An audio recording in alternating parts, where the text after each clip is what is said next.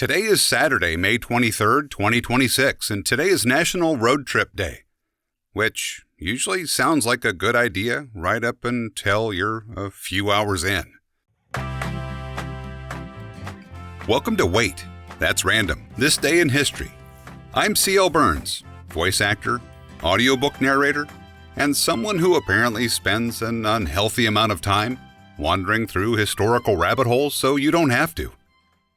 By the time May 23, 1934 arrived, Bonnie and Clyde had already become something more than criminals.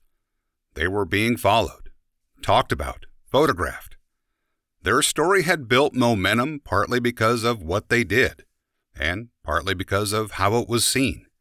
A series of robberies, close calls, time on the run. And over time that creates a pattern, a sense that it keeps going, until it doesn't.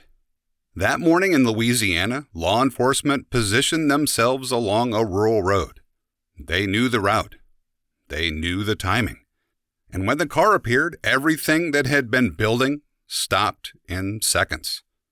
No extended chase, no drawn-out confrontation. Just a moment that resolved everything at once.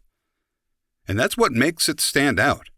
Not just the outcome, but how quickly something that felt ongoing suddenly wasn't. Sometimes a story builds over time and then ends all at once. And sometimes a moment doesn't end something, it changes everything that comes after. On May 23, 1844, Samuel Morse publicly demonstrated the telegraph. The message, "What hath God wrought?" was sent between Washington and Baltimore. At the time, communication had limits. Messages traveled as fast as someone could carry them. Distance meant delay, and that was simply accepted. This moment broke that pattern, because for the first time, information moved instantly across distance. Not faster, instantly. And once people saw it work, there was no going back, because expectations change. What used to feel normal, waiting, no longer did. Sometimes a single moment doesn't just introduce something new, it replaces what people are willing to accept. And sometimes, the moment is about how quickly everything can change. On May 23, 1939, the USS Squalus began what was supposed to be a routine test drive. Submarines depend on precision, balance, control, timing. And when something fails, it doesn't fail gradually. It fails all at once. During the dive, a mechanical issue caused rapid flooding.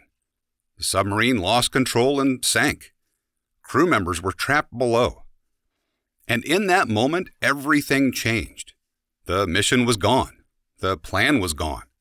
And what remained was a situation that had to be dealt with immediately. But the story doesn't end there. Over the next several days, a rescue effort took shape. New equipment, careful coordination, repeated trips to the surface using a specialized rescue chamber. And one by one, the survivors were brought back up. All of them. What started as a failure became one of the first successful submarine rescues of its kind.